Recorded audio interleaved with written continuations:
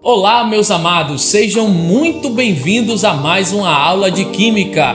O assunto da aula de hoje é propriedades periódicas e aperiódicas. Hoje aprenderemos definitivamente a diferença entre essas propriedades. E aí, está preparado? Então fique aí, não saia do seu lugar, porque já vamos começar!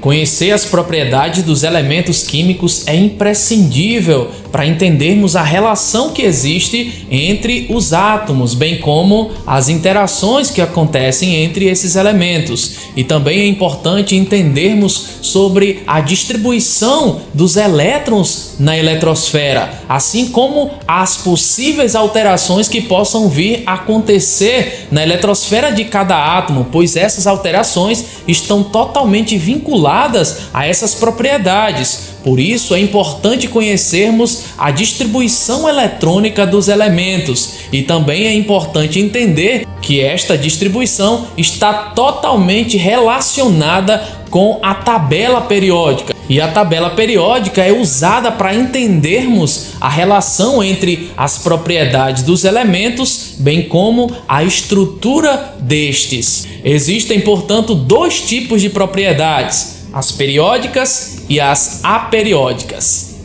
Para compreendermos melhor o que vem a ser propriedade periódica, podemos utilizar exemplos do nosso dia a dia. É possível entender um pouco sobre o conceito de periodicidade observando, por exemplo, os dentes de uma faca ou os anéis de uma corrente, que são representações de repetições periódicas. As propriedades periódicas dos elementos químicos são variações observáveis ao longo da tabela periódica e variam periodicamente em função dos números atômicos dos elementos químicos. À medida que o número atômico vai aumentando, o valor numérico da propriedade analisada aumenta ou diminui. Vamos analisar alguns dos tipos de propriedades periódicas. Raio atômico. O raio de um átomo é a medida entre o núcleo e a camada mais externa. Levando em consideração o tamanho de um átomo, é bem difícil medir o seu raio. Além disso, a nuvem eletrônica que circunda o átomo não tem tamanho bem definido, como em uma esfera. Essa medida, portanto, é realizada por meio de técnica de difração por raio-x. Essa técnica consiste em fazer um feixe de raio-x atravessar um material sólido de um determinado elemento que deseja-se analisar. Quando o feixe atravessa a amostra, a resposta é um desvio na trajetória do feixe, que é obtida por meio de uma impressão em uma chapa fotográfica. Essa impressão indica a posição dos núcleos vizinhos. A medida realizada leva em consideração a distância entre dois núcleos de átomos vizinhos. Dessa forma, o raio é a metade dessa distância. O raio atômico consiste em uma propriedade periódica, isso porque apresenta valores que variam de forma periódica. Essa variação crescente ou decrescente ocorre seguindo o aumento do número atômico. Esse aumento na tabela periódica ocorre quando analisamos os elementos de cima para baixo nas famílias e da direita para a esquerda nos períodos. Analisando a tabela periódica, podemos entender que quanto maior o número atômico, maior o número de níveis ou camadas e, por causa disso, maior o raio atômico de um átomo. Porém, essa análise só é assertiva quando estamos analisando apenas uma família ou grupo na tabela. Se analisarmos o período, vamos entender que quanto maior o número atômico, menor será o raio atômico. Isso porque quando um átomo está com mais elétrons na camada de valência, vai haver uma atração mais forte do núcleo para com esses elétrons e por causa disso o tamanho do raio vai diminuir.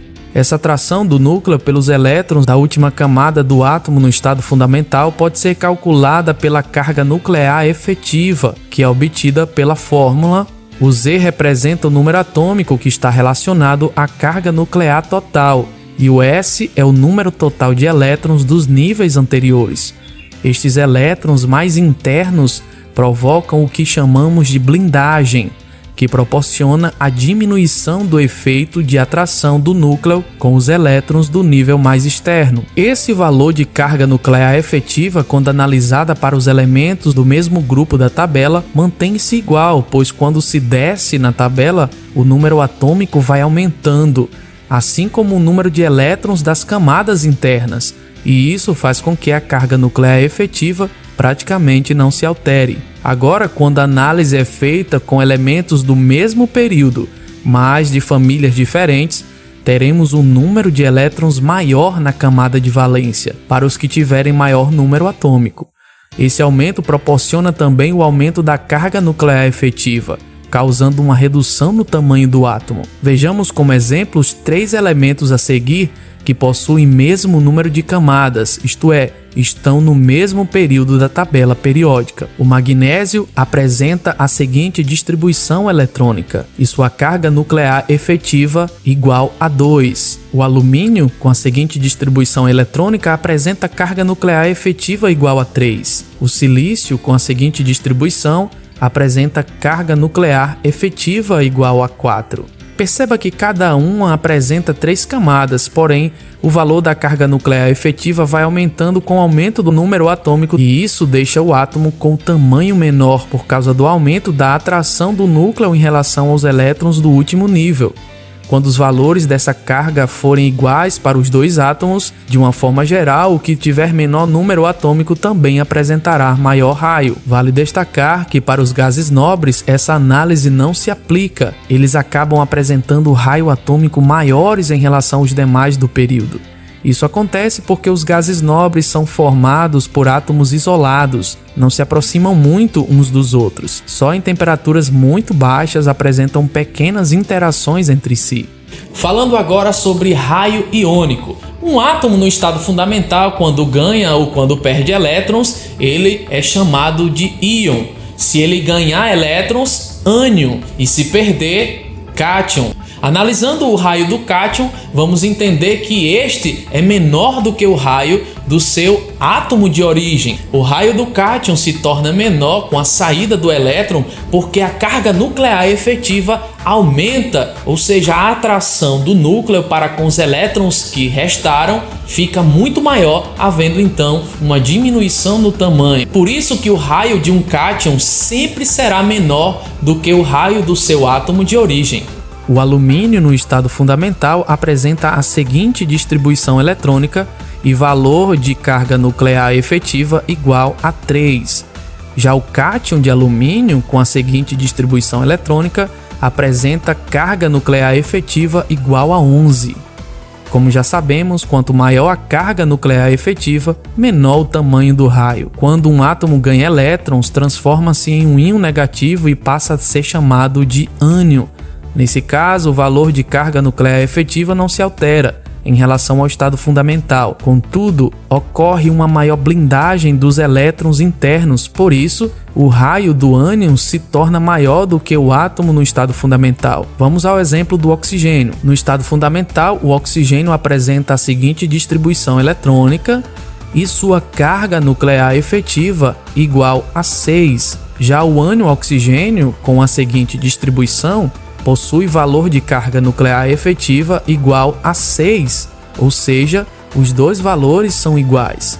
Como os elétrons entram na camada de valência, não altera o cálculo da carga nuclear efetiva, pois esta é a subtração do número atômico pelo número de elétrons internos. Mas com a entrada desses dois elétrons, ocorre uma expansão na camada. Ocorre também uma maior repulsão entre os elétrons desse nível, que passam a ocupar um maior espaço, aumentando assim o raio do íon.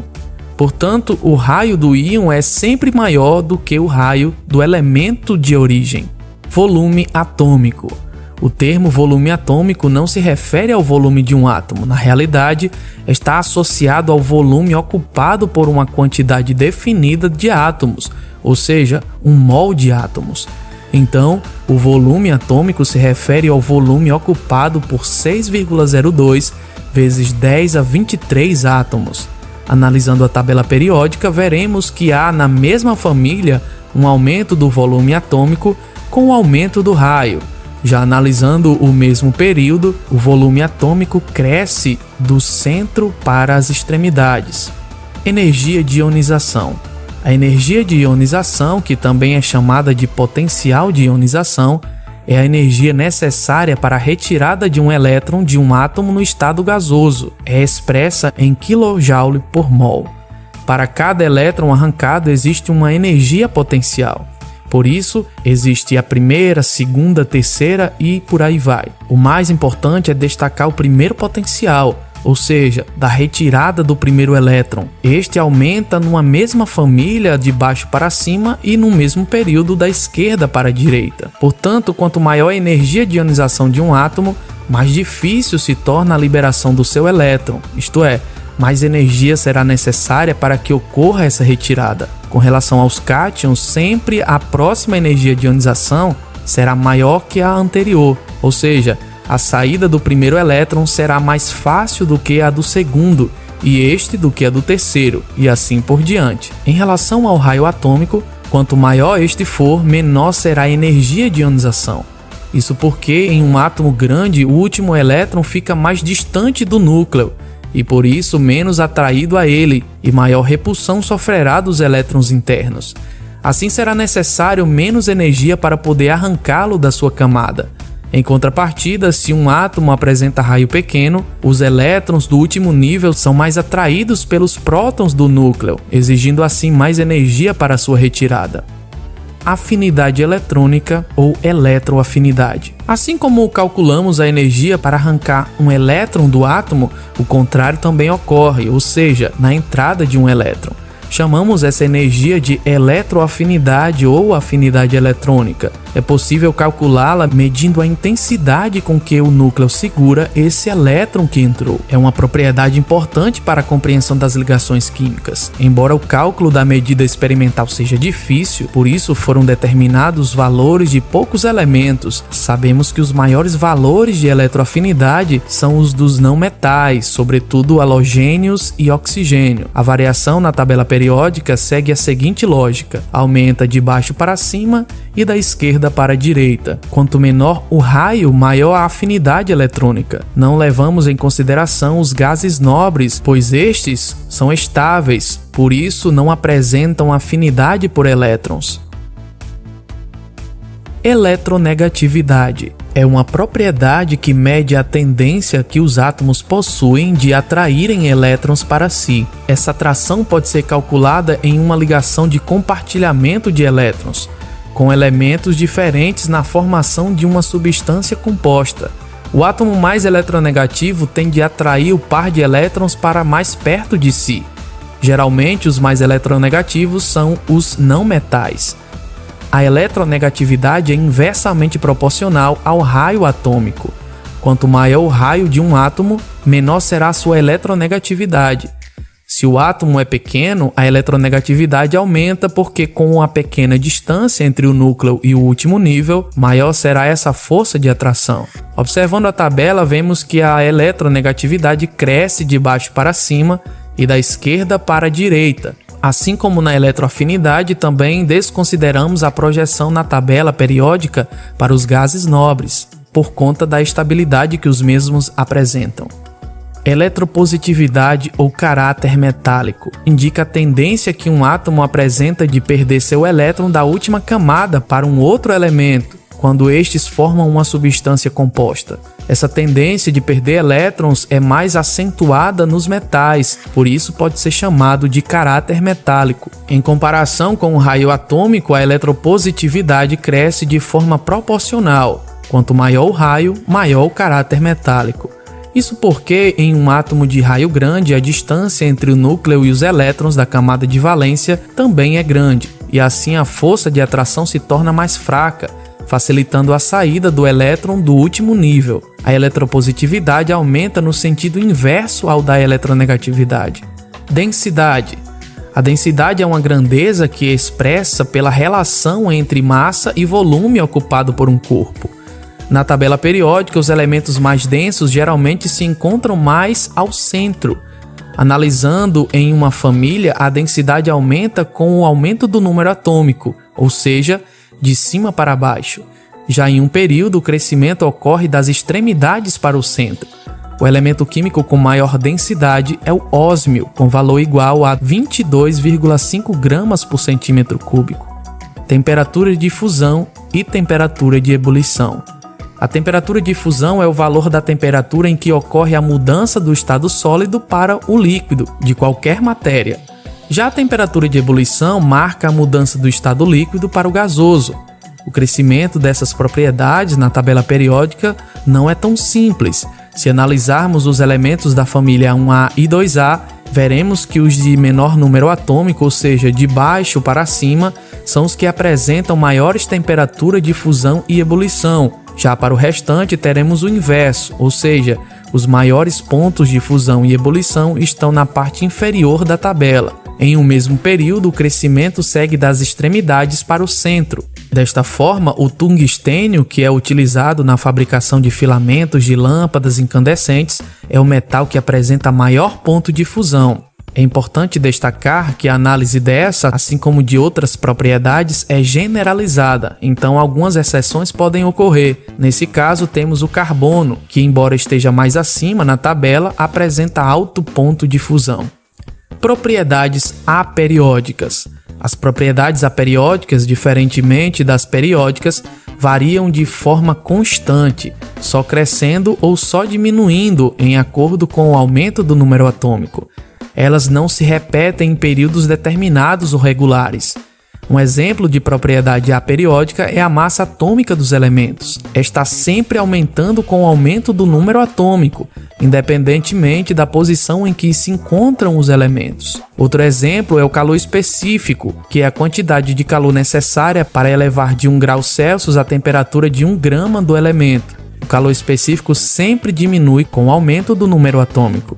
Outras propriedades aperiódicas são índice de refração e dureza. Para concluir nosso estudo, podemos dizer que as propriedades periódicas são consideradas mais frequentes e mais importantes do que as propriedades aperiódicas. Isso se deve ao fato das propriedades periódicas decorrerem da variação das configurações eletrônicas, que também é periódica.